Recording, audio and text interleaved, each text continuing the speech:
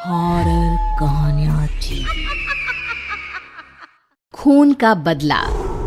अपनी जिंदगी भर की कमाई लगाकर सुमन और अखिल ने एक छोटा सा नया घर बनाया था, लेकिन उस घर में आने के बाद उसके साथ क्या हो सकता था, इस बात का अंदाजा उन दोनों को था ही नहीं। अभी इस घर में आए हुए उन्हें 2 दिन भी नहीं हुए थे।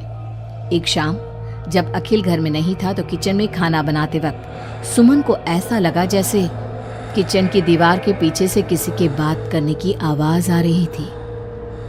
कौन हो सकता है यहाँ पर? इतना धीरे धीरे कौन बात कर रहा है? सुमन दीवार से कान लगाकर बात सुनने की कोशिश करती है, लेकिन उसे कुछ सुनाई नहीं देता। तभी अचानक घर की लाइट चली जाती है और दरवाजे पर जोर जोर से दस्तक देने की आवाज आती है। सुमन दरवाजे की तरफ दौड़ कर जाती है, लेकिन दरवाजा खोलने से पहले कोई आवाज उसके कान में धीरे से सुनाई पड़ती है।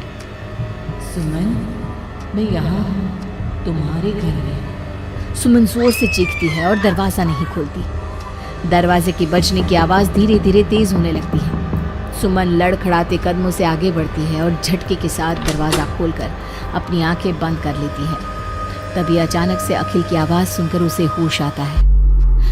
सुमन, क्या हुआ? तुम इतनी घबराई हुई क्यों हो?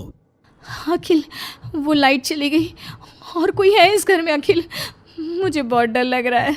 वो किचन की दीवार के पीछे से किसी की आवाज आ रही थी। कैसी बात कर रही हो? तुमने खुद सारे लाइट की स्विच ऑफ किए हुए हैं। देखो, लाइट तो आ रही है। सुमन, तुमने घर में अंधेरा क्यों किया हुआ है? और किसकी आवाजें आ रही थी? चलो चलो, मैं जाकर चेक करता हूं। नहीं अखिल, मैंने लाइट ऑफ नहीं की। और मैं क्यों लाइट ऑफ करूंगी? ये देखो, ध्यान से देखो, घर के सारे स्विच ऑफ हैं। तुम भी ना कमाल करती हो सुमन। तुम्हारी तबीयत तो ठीक है?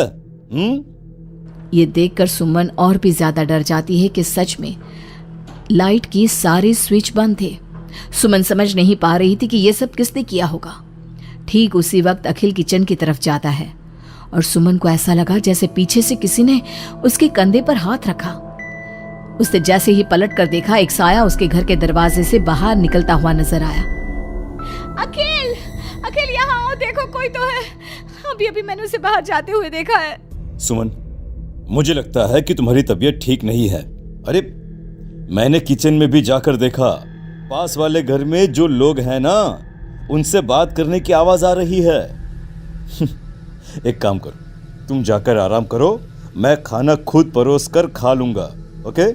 तुम बेडरूम में जाओ। जाओ। नहीं अखिल, मैं अकेले नहीं जाऊंगी और अब इस घर में मैं एक दिन भी नहीं रहना चाहती। थोड़ी देर के बाद सुमन और अखिल दोनों ही बेडरूम में जाकर सो जाते हैं। डर की वजह से सुमन को नींद नहीं आ रही थी, लेकिन फिर वो गहरी नींद में सो जाती है और सुबह जब सोकर उठती है तो उसने देखा कि अखिल ऑफिस के लिए तैयार हो गया था। अखिल, आप कहाँ जा रहे हैं? मुझे इस घर में अकेला छोड़कर आप कहीं नहीं जा सकते। देखो सुमन, मेरा ऑफिस जाना बहुत जरूरी है। कल तुम ऐसे ही डर गई थी। अब परेशान मत हो और मैं ब्रेकफास्ट बाहर कर लूंगा। ओके? जब तुम्हारी तबीयत ठीक लगे तो तुम खाना बनाकर खा लेना। और हाँ, अगर तुम कहो तो मैं तुम्हारे लिए बाहर से खाना भिजवा दूं। नहीं अखिल, उसकी कोई ज़रूरत नहीं है। मैं अपने लिए खाना बना लूंगी, लेकिन मुझे डर लग रहा है। डरने की कोई बात नहीं है। अभी मैं चलता हूँ, तुम अपना ख्याल रखना। चलो, गुड बाय। अखिल के जाने के बाद सुमन बाथरूम में नहाने के लिए चली जाती है और शावर ऑन करती है। नहाते नहाते सुमन को एहसास होता है कि शावर से पानी की जगह खून गिर रहा था। उसने घबराकर सामने लगे मिरर में देखा और ये देखकर उसके पैरों तले जमीन खिसक गई कि वो पूरी तरह सर से पैर तक खून में भीग चुकी थी। सुमन भागकर बाहर आती है। उसे अपने घर का पूरा फर्नीचर जला हुआ नजर आता है और उसके ठीक सामने खड़ी हुई थी एक औरत जिसने दुल्हन के कपड़े पहने हुए थे। उसके चेहरे पर लंबा सा घूंघट था और उसके शरीर से खून टपक रहा था। कौन हो तुम और क्या चाहती हो मुझसे? यहाँ क्यों आई हो तुम? मैं तुमसे तुम्हारा पति चाहती हूँ। मुझे अपना पति दे दो और मैं वापस चली जाऊंगी। लेकिन मेरा पति? अखिल, मेरा मतलब तुम्हें मेरा पति क्यों चाहिए? हमने क्या बिगाड़ा है तुम्हारा? तुमने नहीं, हर सुहागन औरत मेरी दुश्मन है, और जब भी मेरी आंखों के सामने कोई औरत अपने पति के साथ नजर आती है तो मैं उसे जिंदा नहीं छोड़ती। लेकिन तुम ऐसा क्यों करती हो? और प्लीज मैं तुम्हारे आगे हाथ जोड़ती हूँ, तुम मुझे और अखिल को जाने दो। हम दोनों हमेशा के लिए ये घर छोड़कर चले जाएंगे। अब ऐसा नहीं हो सकता। एक बार जो इस जमीन के आसपास से गुजर जाता है उससे फिर हमेशा के लिए मेरे साथ इस जमीन के नीचे मेरी दुनिया में चलना पड़ता है।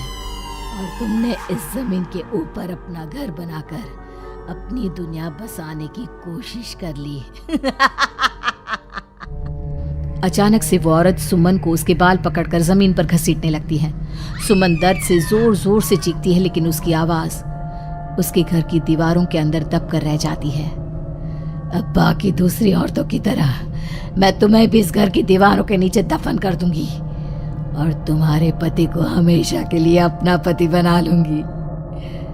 जानती हो, मेरी भी शादी हुई थी, लेकिन शादी के ठीक बाद मांग में सिंदूर भरकर मेरे पति ने गला घोट कर मेरी हत्या कर दी और इस जमीन के नीचे मुझे गाड़ दिया।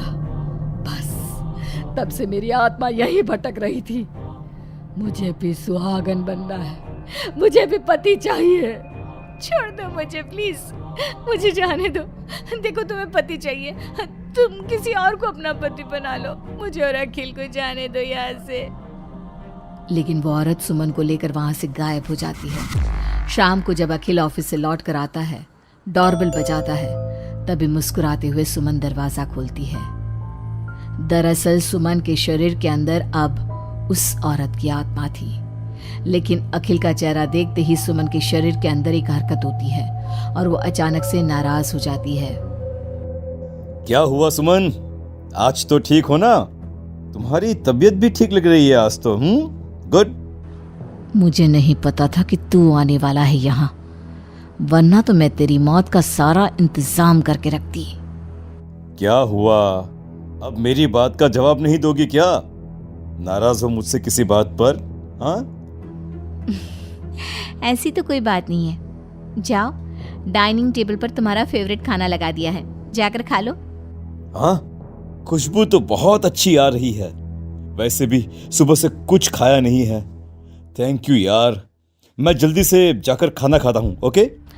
अखिल जैसे ही खाने की कटोरे का ढक्कन हटाता है तो वो हैरान रह जाता है कि वहां पर सुमन का कटा हुआ हाथ था। उसमें पहनी हुई चूड़ियों से वो सुमन के हाथ को पहचान जाता है। खाने की जगह सुमन के शरीर के छोटे छोटे टुकड़े काटकर उस आत्मा ने अखिल के सामने परोस दिए थे। अखिल घबराकर वहां से भागने लगता है। तभी सुमन के शरीर में मौजूद वो आत्मा अपने असली रूप में आकर अखिल के सामने खड़ी हो जाती है। कौन हो तुम? और क्या किया तुमने मेरी पत्नी के साथ? इसका मतलब वो ठीक कहती थी कि इस घर में कुछ गलत है। कहाँ है मेरी सुमन? तुम्हारी सुमन के मैंने छोटे छोटे टुकड़े करके उसका खाना बना दिया और उसकी आत्मा को मैंने इस घर की जमीन के नीचे दफन कर दिया है। वो कैद हो गई है यहाँ हमेशा के लिए। तुम भी उसके पास जाना चाहते हो? मगर क्यों किया तुमने ऐसा? क्या दुश्मनी थी तुम्हारी और मेरी पत्नी? पहले तो मैंने तेरी पत्नी को सिर्फ इसलिए मारा क्योंकि मैं तुझे अपना पति बनाना चाहती थी। मेरी आत्मा जो पूरे एक जन्म से किसी से शादी करने के लिए तड़प रही है, उसकी हसरत पूरी करना चाहती थी मैं। और इसलिए मैंने तेरी पत्नी का रूप लेकर तेरे साथ रहने के बारे में सोचा। लेकिन जानता है, अब मैं तुझे जिंदा नहीं छोड़ूंगी। लेकिन क्यों? देखो तुमने सुमन के साथ जो भी किया, मुझे जाने दो यहाँ से प्लीज। अखिल भागने लगता है, लेकिन घर का दरवाजा अब लॉक हो चुका था। अब तो भाग कर नहीं जा सकता। मेरे हाथ तेरे खून से रंगने के लिए बेचैन हो रहे हैं। मेरा गला सूख रहा है, अब उसकी प्यास तेरे खून से ही बुझेगी। अरे लेकिन क्यों? तुम्हारी आखिर मुझसे दुश्मनी क्या है? आत्मा अखिल की बात का कोई जवाब नहीं देती और अपने लंबे नाखून उसके गले में गड़ाकर उसके शरीर को खा जाती है और उसके बाद जोर से हंसते हुए कहती है, तेरा शरीर भले ही अखिल का शरीर है, लेकिन तेरे अंदर मेरे पिछले जन्म के उसी पति की आत्मा थी जिसने शादी से एक रात पहले गला दबाकर मेरी हत्या की।